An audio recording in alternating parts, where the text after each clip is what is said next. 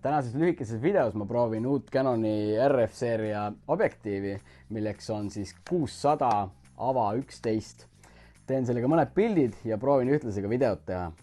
Aga esmamulje on see, et seda objektiivi isegi viitsib kotist välja võtta, et see kaal objektiiv on lihtsalt nagu nii mega kerge.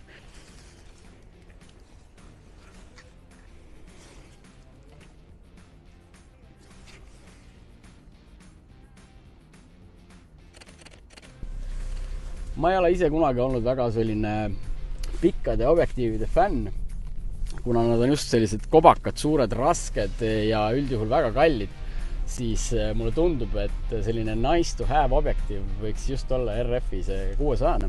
Näiteks 16-35-ga on väga lihtne minna lihtsalt nii-öelda linna vahele pildistama, aga selle 600 fixiga on nagu see probleem, et sa ei taju ära, kui kaugele sa pead tegelikult objektist minema, et ta tervenisti kaadrisse mahuks.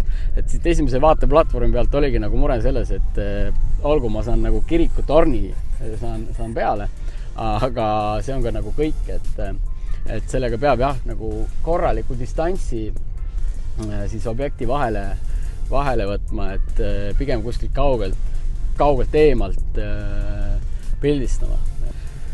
Aga ma arvan, et see objektiiv on just mõeldud pigem selline inimestele, kellel meeldib looduses käia ja tahaksid rohkem proovida siin loodusfotograafiat. Oma hinnalt ja kvaliteedilt on ta kindlasti üks odavamaid. Aga seda enam annabki see võimaluse nii-öelda hobipiltnikel või nii-öelda inimestel, kes ei taha väga palju raha raisata objektiivide peale, võtta objektiiv ja minna näiteks loodusfotosid tegema, et tavaliselt siin korralikud pikad objektiivid, teleobjektiivid maksavad siin ikkagi tuhandeid, kui mitte kümneid tuhandeid eurosid, et selle hind on vähe soodsam. Siis nüüd tuleb see kõige huvitavam osa, ehk siis paneme videokaamerale selle sama pika objektiiv ette. Kuna C70 on siis samamoodi RF kinnitus, siis tegelikult seda siia otsa keerata on üli lihtne. Selline ta siis hakkab välja nägema. Vaatame, mis me saame. Siit. Üks tore vares. Kus ta nüüd on? Muidugi selle pika toruga jälle selle nii-öelda kaadri otsimine on omamoodi huumor, et üldse midagi siit nagu leida. Sa pead ikka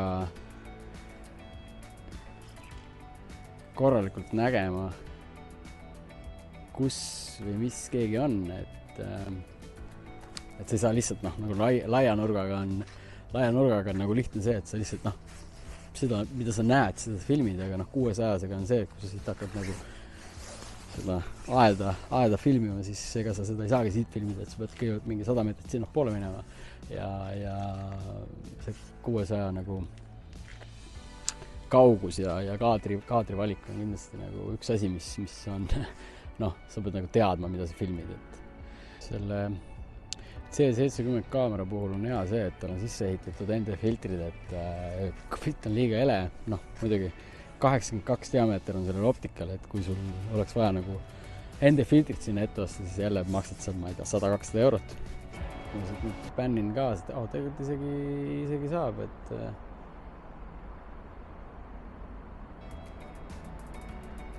pead olema jah nagu statiivi keerama hästi pehmeks. Kõik testipildid ma tegin Canoni R6-ga, autofookus super hea. Enamus inimesi uurisid just seda, et mis asi see F11, et kas see nagu liiga pime objektiiv ei ole. Siis ma ütleks seda, et ma arvasin seda sama, et tõesti F11, et see on nagu tõesti väga pime. Aga pildistades õues, päevavalges, rahulikult uutel kaameratel võid ISO üles tõsta. Mina pildistasin enamust pilte siin 1000 ISO-ga ja vist circa 250-500 säri. Ja pilt tuli väga terav, autofookus, kõik asjad töötavad väga hästi selle objektiivi peal. Olgem ausad, ega see 600 objektiiviga väga nagu videot, väga ei tee. Ütleme nii, et huvitav kogemus. Mis just video puhul oli ja samamoodi ka pildi puhul, et sa pidid enda peas nii-öelda kõik asjad ümber mõtlema, et kui sa tavaliselt lähed seal, ma ei tea, 16-35, 50 mm või 85 või isegi seal 70-200, siis sellega sa pidid minema ja alustama seda nii-öelda võttenurga valikut juba üpris kaugelt, et see 300-400 meetrit eemal, et tegelikult sa läksid nagu sinna tavalisse keskkonda, kus sa tavaliselt oma kaamera välja võtad, siis sellega ei olnud midagi teha, et noh, kõik objektid, mis veel kaamera ette jäid, olid nii suured, et ja see võttis nii lähedale, et ma proovisingi enamus ajast pildistada üpris kaugele. Looduses ma tahaksin seda objektiivi kindlasti veel proovida. Tal on olemas ka tegelikult 800 versioon, ehk siis kui tekib uus võimalus, siis ma tahaks kindlasti võtta kaasa nii 600, 800 kui ka siis telekonverterid vahele panna. Seal 1,4 ja 2 konverter, kui siia vahele panna, siis noh, sa saad 1000 pluss pikkust, et ma kujutan ette, et sellega loomapilte või kuskil looduses midagi pildistada on ikka väga lahe. Et minu soovitus, et kindlasti, kellel võimalus on, võiks seda objektiivi proovida.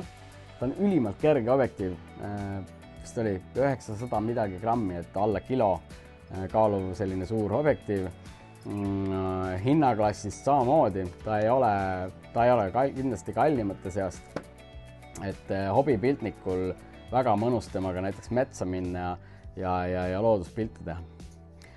Mis ma siin selle objektiiviga alguses, mis vajab nagu harjumist, on see, et sa pead nii-öelda nagu pumba edasi lükkama siit. Kõigepealt on ta nii-öelda lukust esimese selle lukustiga.